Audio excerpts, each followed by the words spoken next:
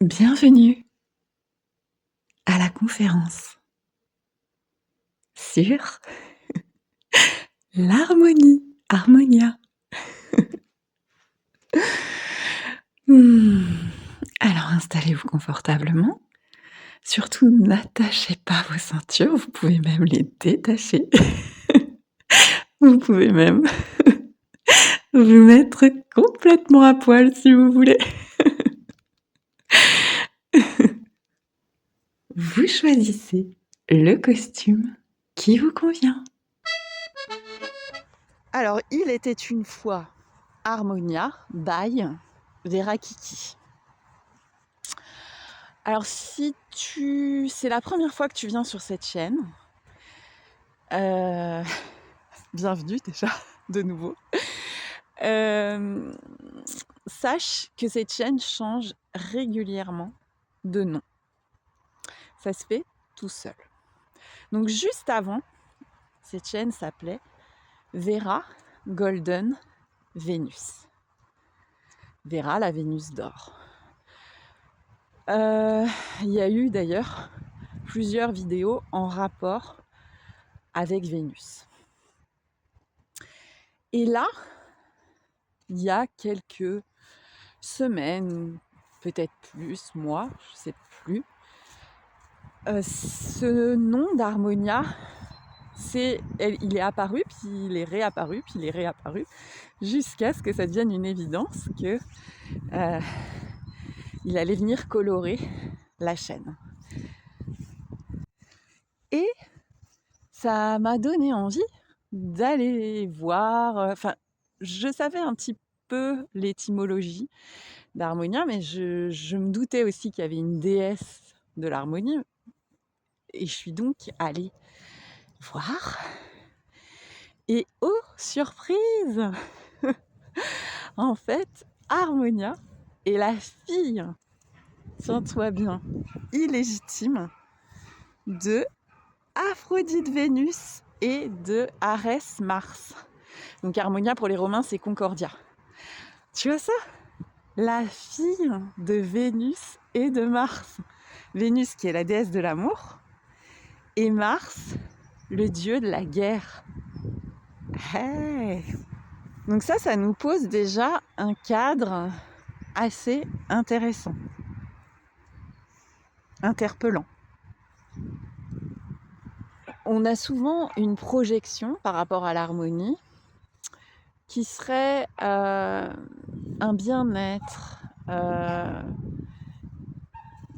un état d'être en tout cas qui serait pondéré, qui serait rond, qui serait détendu, confortable. Et si on se penche sur la vie d'Harmonia, eh bien, ça a été tout sauf confortable. C'est-à-dire qu'à son mariage, on lui a fait des cadeaux, notamment un collier que Héphaïstos, Vulcain, va lui offrir, et qui vont se révéler être des cadeaux empoisonnés, des cadeaux maléfiques, et que la malédiction, elle va rejaillir même sur toute sa descendance. Et heureusement, à la fin de sa vie, Zeus va transformer Harmonia et son époux Cadmos en serpents.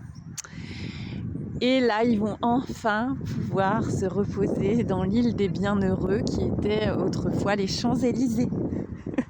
Et là, pour l'éternité, elle va pouvoir goûter le repos. Et avant de passer à la partie étymologique, je vais aussi te raconter une autre histoire parce que en même temps qu'il y a eu ce pop-up de Harmonia, parce qu'ici ça fonctionne beaucoup en pop-up, il y a eu un pop-up par rapport à l'Arche de Noé. Je me suis dit, tiens, comment ça se fait que j'ai l'Arche de Noé qui m'apparaît comme ça, de nulle part? Et je suis allée voir un petit peu cet épisode. Donc c'est un épisode qu'on retrouve dans la Bible, dans la Genèse. Et une fois de plus, Dieu se rend compte que les hommes sont très méchants. Et oui. Et il décide de faire tomber un déluge sur la terre pour détruire toute vie. Alors, détruire les hommes, les bestiaux, les bestioles, les oiseaux du ciel. Et on ne sait pas pourquoi, enfin si, c'est expliqué quand même, il y a un homme, Noé, qui va trouver grâce aux yeux de Dieu. Parce que pour Dieu, Noé, il est juste. C'est un gentil.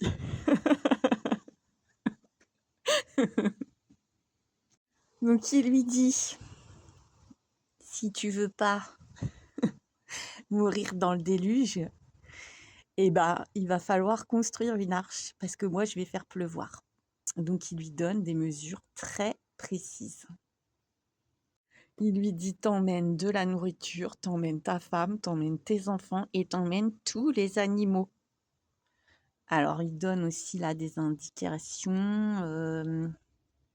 Bon, il lui dit toutes les espèces, mais je me rappelle plus, il y a un truc avec les animaux purs, les animaux impurs, mais il faut un couple ou 7 couples de chaque animal. Donc, t'imagines bien le gros bordel. Donc, v'là Noé qui part avec tout son petit monde, et là, la pluie qui va se mettre à tomber sur la terre pendant 40 jours, 40 nuits. Mais tellement, tellement que ça va pleuvoir que ça va recouvrir les montagnes. Et que tout le monde va mourir. C'est vachement gai comme épisode, l'Arche de Noé. Évidemment, Noé ne va pas mourir, il va en réchapper. Et son arche va venir s'échouer sur les monts d'Ararat. Et d'ailleurs, il y a des scientifiques qui disent que, parce qu'ils ont retrouvé des trucs dans le mont Ararat, des matériaux, ils disent que ça a vraiment existé, l'Arche de Noé. Enfin, il y a tout plein de versions différentes. Donc, au bout d'un moment que Noé y voit les sommets des montagnes qui commencent à réapparaître, il se dit quand même, je voudrais vérifier que ça a bien reflué, tout ça. Donc, il envoie un corbeau, mais le corbeau revient. Alors, il envoie une colombe, mais elle revient aussi. Alors, il la renvoie encore une fois. Et là, elle revient avec quoi? Un rameau d'olivier. Et là, moi, je savais pas que c'était de cet épisode-là qu'il y avait la colombe. Et là, il la renvoie encore une fois. Et là, elle ne revient plus. Et ça veut dire que c'est la fin de l'épreuve. Là, le Dieu, il dit encore des ordres. Il dit à Noé, maintenant, vous allez descendre de l'arche.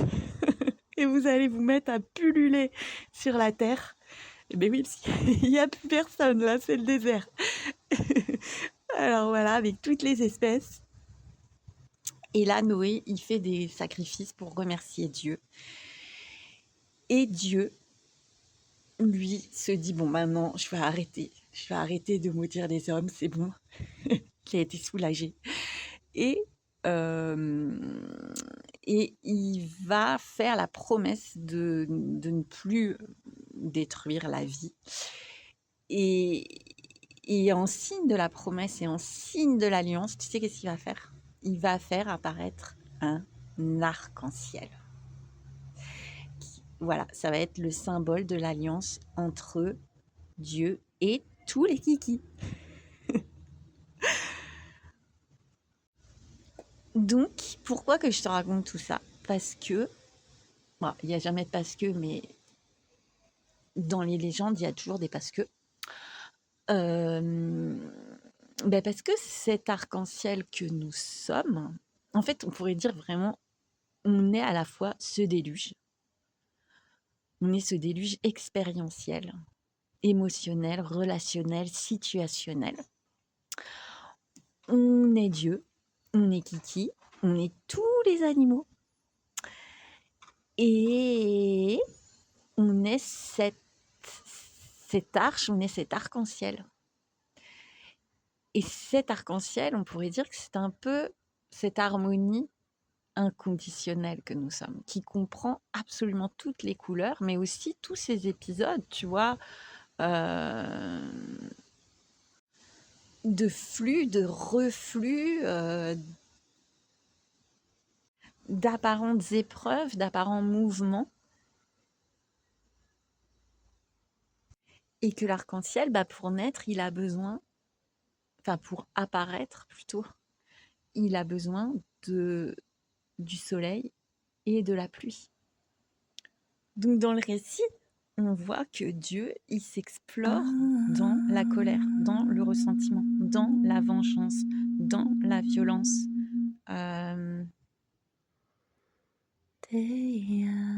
Dans la rédemption, dans l'alliance. Et maintenant, on va un petit peu plus dans le vif du sujet. Donc l'harmonie.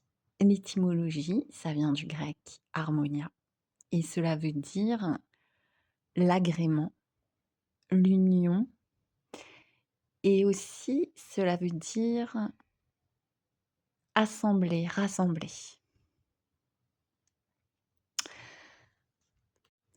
En musique, par exemple, dans la convention, l'harmonie s'oppose, on pourrait dire, à la mélodie.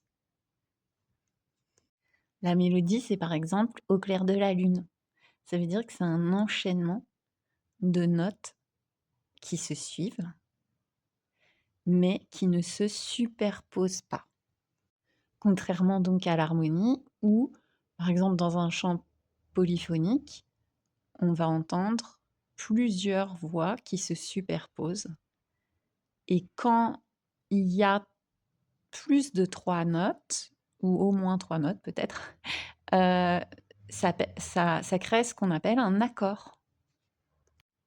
Et souvent, en musique dite classique, on parle de l'accord parfait. Et on en vient donc à la notion de consonance. Consonance, ça vient du latin consonare, qui veut dire accorder. Et une consonance parfaite, c'est un intervalle harmonique qui va produire une impression de stabilité, de détente et d'accomplissement. D'unisson. Par opposition à la dissonance, qui vient aussi du latin dissonare, qui veut dire désaccorder. Où là, au contraire, ça va produire un effet d'instabilité, de tension. Et le mouvement harmonique, il est constitué d'une alternance entre des moments de tension et des moments de détente. Et là, il va y avoir musicalement une recherche de résolution de cette tension. Et la résolution va être la transformation de la dissonance par un retour à la détente en une nouvelle consonance. C'est marrant parce qu'au moment là de l'enregistrement, je ne sais pas si ça va s'entendre dessus, mais on entend les corneilles. Je ne sais pas si c'est des corneilles ou des... Non, je crois que c'est des pies en fait. Des pies qui sont en train de se disputer. C'est de la grosse dissonance là. Et si on utilise toute cette métaphore-là, musicale, dans la vie des kikis, on peut retrouver cette recherche d'accords parfaits qui pourrait nous laisser croire, comme je le disais au début, que l'harmonie n'est que cette détente, que cet accomplissement, que cette rondeur. Mais l'harmonie qui est évoquée dans ce podcast, c'est une harmonie inconditionnelle et intégrale, qui reflète à la fois toutes les consonances et toutes les dissonances. C'est ce que nous sommes, cette harmonie inconditionnelle, et il n'y a pas de hiérarchie, il n'y a pas de système de valeurs, il n'y a pas une note qui est mieux qu'une autre. Parce que souvent, on parle de fausses notes ou notes justes. On pourrait dire la vraie note, comme s'il y avait une vraie note. Et même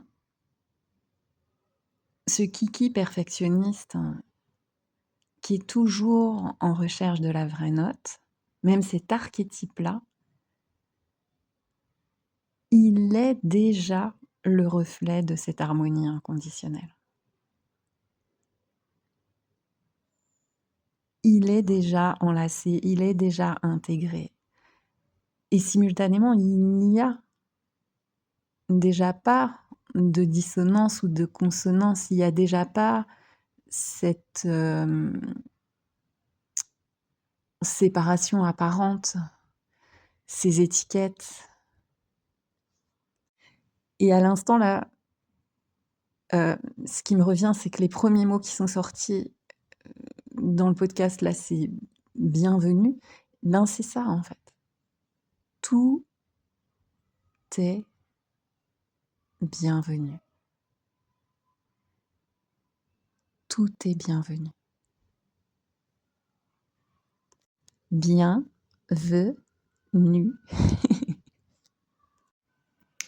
Et dans l'apparence, notre corps harmonise en permanence. Il harmonise des sensations.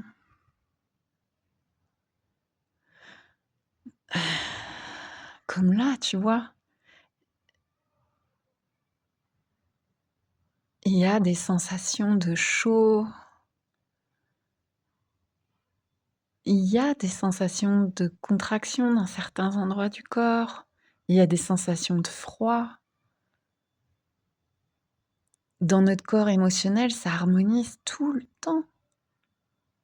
Et ça, en fait, c'est dans l'apparence aussi, enfin dans l'expérience aussi, nous sommes cette harmonisation naturelle.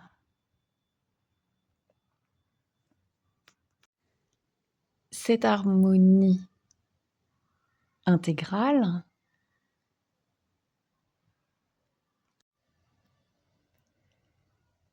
elle danse les contrastes, les contradictions, les paradoxes. C'est ça qui donne le relief, l'expressivité. Et si on revient à la musique, j'en avais déjà parlé dans une vidéo qui s'appelle La fabuloserie du swing en plein cœur. Dans le jazz, il y a beaucoup cette utilisation de l'instabilité, de la non-résolution, de la mise en tension, de la dissonance. Et on la retrouve aussi dans la musique non occidentale, dite musique du monde. Il y a une palette de notes dites dissonantes ou d'accords qui est très vaste. C'est l'abondance, c'est la richesse, c'est la fertilité, c'est la symphonie amoureuse.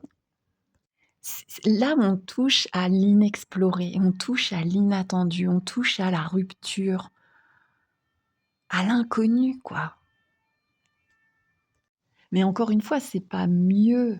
La dissonance n'est pas mieux que la consonance. Et même dans la musique dite classique, quelqu'un comme Mozart a aussi, ou Beethoven, exploré la dissonance. Si tu veux écouter un morceau emblématique de Mozart, c'est le quartet en C majeur pour cordes K 465, qui s'appelle Dissonance. Et c'est l'introduction qui est particulièrement lente, donc où on est suspendu à cette non-résolution. Il y a un côté un petit peu ténébreux. Et puis, ça va ouvrir vers la lumière. Enjoy. Et pour les kikis, c'est pareil. Tous les archétypes qui apparaissent, toutes les voix qui apparaissent au sein d'un même kiki. Elles ont toutes un truc à dire, une revendication, une couleur, une signature. Il y en a aucune qui est mieux qu'une autre et c'est vrai que parfois toutes ces voix, justement, il y a une harmonie qui enfin, elles parlent toutes en même temps et parfois ça apparaît comme un gros fatras, un gros, charivari. On fait tous partie de la même secte. La secte de l'amour. Et tout ça n'est pas personnel. Et tout ça n'est déjà pas, tout en étant. Et c'est absolument fabuleux, c'est absolument sensationnel que toutes ces voix puissent se superposer. Et justement, tu vois, Mozart, là, ça m'a donné envie un peu de me... Enfin, je l'adore. Wolfgang Amadeus. Ah ouais, attends, je vais essayer de te retrouver un truc. Je sais pas si je vais retrouver. Ouais, c'est dans Wiki. Alors qu'apparemment, il s'appelle évidemment Wolfgang Amadeus Mozart ou Johannes Chrysostomus Wolfgangus Theophilus Mozart. Rien que ça. Et donc ce que j'ai lu, c'est qu'apparemment il adorait, ça m'a moyennement étonnée, il adorait changer, transformer, son prénom, son nom, jouer avec ça. Il aimait bien se déguiser, et déformer donc ses noms. Alors apparemment c'était Mozartini, Gangflo, en fait, ça veut dire c'est Wolfgang à l'envers, Trazom pour Mozart. J'avais vu le film quand j'étais petite, Amadeus de Milos Forman. Ça m'avait bouleversée, enthousiasmée. J'avais adoré, l'interprétation de Tom Hulce. Cette fantaisie, cette folie, enfin, ce brio. Et ben voilà, il y a, tu vois, ça ressort dans sa musique, en fait, tout ça. Cette spontanéité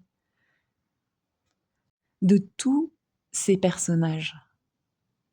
Ces apparents personnages en un apparent Wolfgang Kiki. Et il n'y a pas de choix à faire. Bon, de toute façon, là, il y a un nouveau mantra, je ne sais pas si tu as vu, qui est apparu. Pas de toi, pas de choix. Et l'apparent Kiki, avec son apparent environnement, il va aussi sembler explorer une harmonisation dont je the parle souvent dans les vidéos. Notamment, tu peux, certaines en parlent beaucoup, c'est dans les vidéos de la communication non violente. C'est une playlist qui s'appelle CNV et non-dualité. Mais je te mettrai aussi, de toute façon, dans les liens d'autres vidéos où ce mot d'harmonisation apparaît. Et dans le labo relationnel que nous sommes, labo amoureux, bah c'est pareil, il n'y a pas un kiki qui a plus raison qu'un autre. Et dans ces fameuses mises à jour relationnelles, bah oui, il peut y avoir des moments où il y a un petit peu plus d'éclat, un petit peu plus d'intensité. Ça peut pas être toujours la consonance, ça peut pas être toujours lisse. Il y a toutes les couleurs. Exactement comme en peinture. Si tu prends un gars, un peintre merveilleux, qui s'appelle Jackson Pollock et qui a utilisé une technique qui s'appelle le dripping. Drip en anglais, ça veut dire laisser goûter.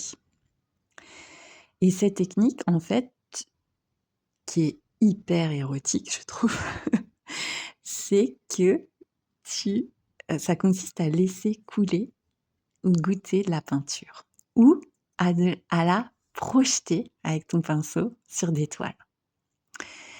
Et ça va faire qu'il va y avoir une superposition de plusieurs couleurs. Donc là aussi, on est dans cette harmonie inconditionnelle parce que si tu regardes les toiles de Jackson Pollock, tu verras qu'il y a un côté super sauvage qu'on pourrait qualifier de primitif et chaotique. Et quand on voit ces toiles, on peut ressentir en fait l'énergie du geste. Et c'est bandant, quoi. Donc voilà, Eros, on le retrouve aussi dans cette harmonie. Et Eros, il peut avoir la tronche du vilain petit canard comme du cygne. En peinture, par exemple, quelqu'un comme Francis Bacon, oui, il y a des grosses dissonances. Mais s'il y avait que, et pourtant Dieu sait que je l'aime, que des Botticelli, ça nous lasserait au bout d'un moment. Dans la dissonance, il y a la fêlure, il y a le déluge, il y a la tempête, il y a les ténèbres, il y a le dégueulasse, il y a la mort. Et bien sûr, il est utile de préciser que la plus grinçante des dissonances, c'est la résistance à la dissonance. Et ce qui est drôle, c'est que dans tous les pop-up là qu'il y a eu en rapport avec Harmonia, il y a eu dans les semaines là qui ont précédé plusieurs fois des rencontres avec des enfants dans les bois qui faisaient un atelier musique. Donc en fait, c'est des enfants qui m'arrive de croiser parce qu'une fois par semaine, ils doivent faire partie d'une école alternative un peu type Montessori. Et une fois par semaine, ils font l'école à l'extérieur. Donc j'adore aller voir ce qu'ils sont en train d'explorer, surtout qu'il y a vraiment toute l'école. Donc il y a les plus petits, les maternelles et il y a les primaires. Et donc là, tu vas entendre... je les ai enregistrés. J'ai pas voulu les filmer, mais on va sûrement voir une toute petite image où on les voit de loin, mais sinon c'est que du podcast. Et c'est hyper jouissif. Ils sont en train d'explorer dans les bois avec des bâtons de bois différentes tonalités et différents rythmes. Donc voilà, suivant la grosseur du bâton, c'est plus aigu ou plus grave. Donc à un moment donné, ils vont se mettre à chanter. À un moment donné, il y a leur animatrice, je pense que c'est une animatrice ou leur maîtresse, je sais pas qui. Je crois qu'on dit plus maîtresse. Qui vient et qui les drive un peu, qui facilite l'affaire. Et je te laisse découvrir. Je te reprends juste derrière. Mais on le fait pas souvent. Oh, c'est moi qui fais le rythme avec ça. Voilà, je sais faire. Comme ça. Mais c'est pas grave, les gars. Ah bah oui, c'est Noémie vu qu'elle fait le rythme. Moi je fais ça. Moi je fais ça avec un autre bâton. Bah moi alors ça veut dire que je suis chanteur toute seule. Vous allez rire, je joue à le rythme, les gars. Ok. Allez, on essaye de trouver un rythme.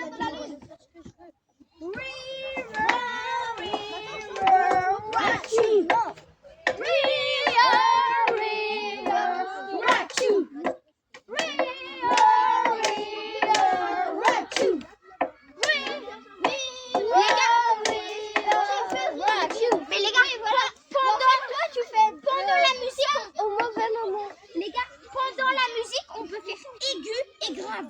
En fait, faut en mettre deux de côté. Comment on les Ulysse, passe.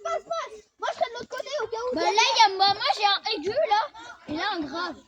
Et non, quand je veux un aigu, je fais ça, et quand je veux un grave, je fais ça. Non, je fais ça. Non, je fais ça. Je fais ça. Donc tu fais comme ça.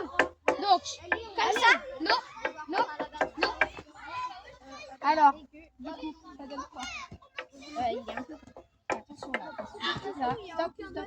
Donc, j'ai trouvé quelque chose pour faire le rythme avec un bâton. Oui, mais alors, vous avez découvert quoi? Qu'est-ce qu'on a dit? Si on veut quelque chose de grave, on prend quoi comme sorte de bâton? Plus épais. Plus large, on prend quelque chose de gros. C'est le principe des instruments. Plus la caisse de résonance est grosse, plus vous aurez du grave. Et au contraire, si on veut quelque chose d'aigu, Tu peux voir ça?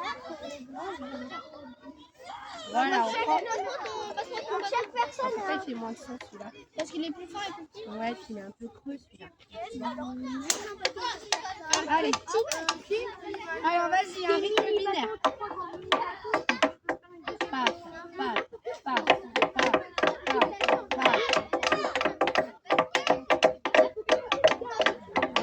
On accélère l'allure.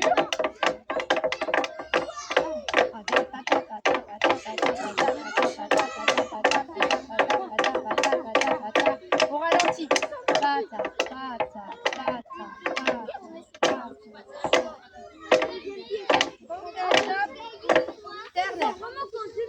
C'est la patate. Et ce qui résonne, c'est le cas de le dire, c'est la simplicité, la joie, l'enthousiasme de créer ensemble. En plus, dans la nature, au cœur des éléments, au cœur de la terre-mère. C'est un cadeau. Un cadeau d'innocence. Et c'est ça aussi qui me vient, c'est que l'harmonie, c'est la sœur de l'innocence. C'est la sœur de l'authenticité. Et c'est la sœur de la compassion. Et dans cette innocence et cette authenticité, toute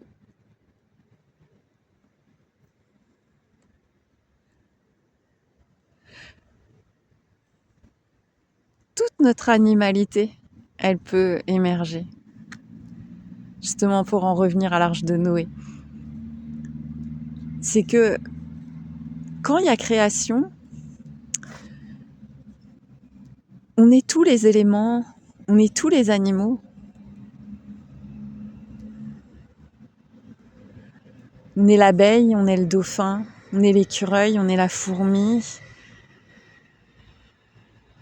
On est la grande ours, la petite ours. On est le guépard. On est le paon.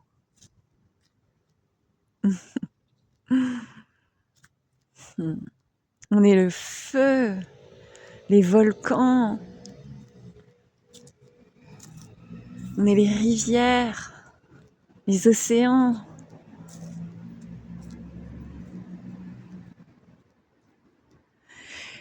Et on n'a pas besoin de faire d'efforts, de fabriquer ça.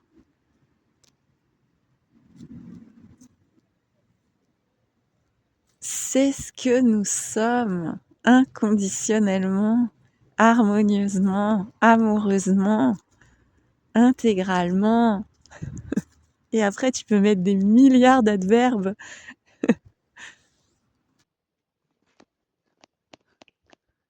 N'oublie jamais la lionne en toi.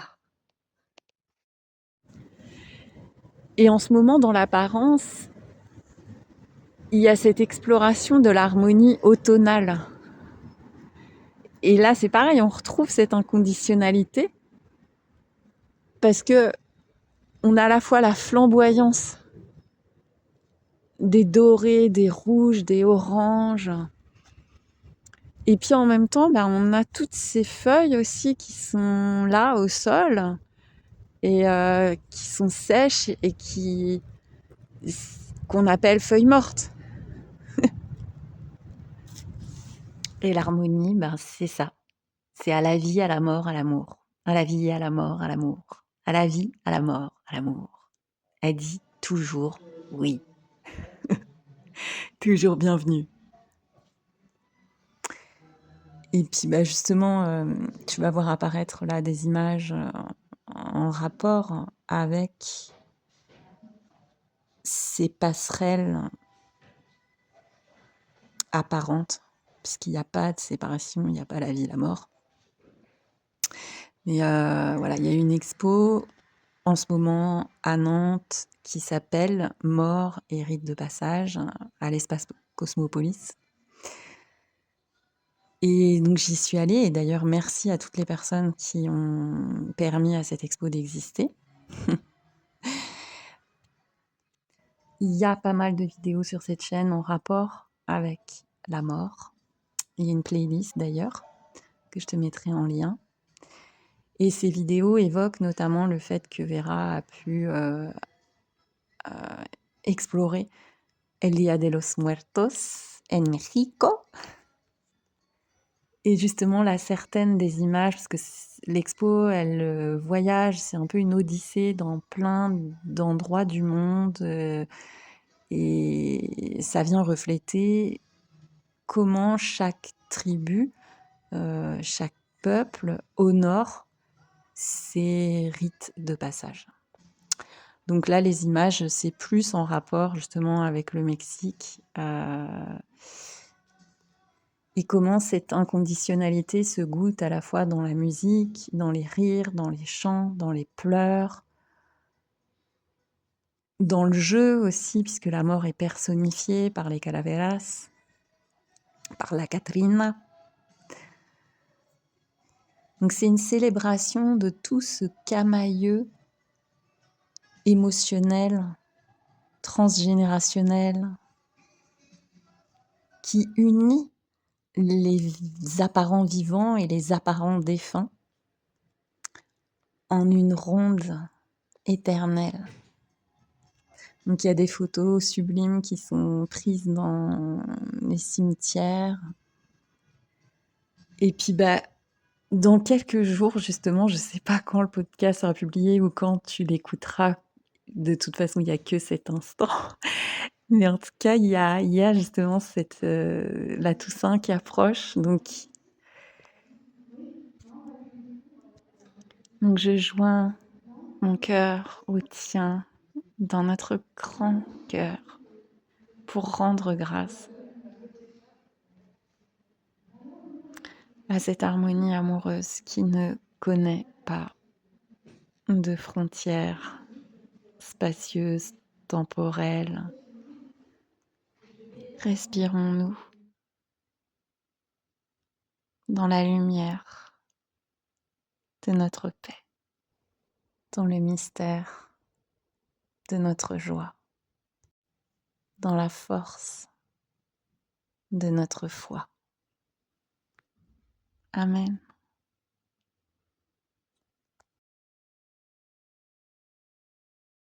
Il y a toujours des petits doudous qui attendent qu'on vienne les retrouver. Alors, elle est où ta maman?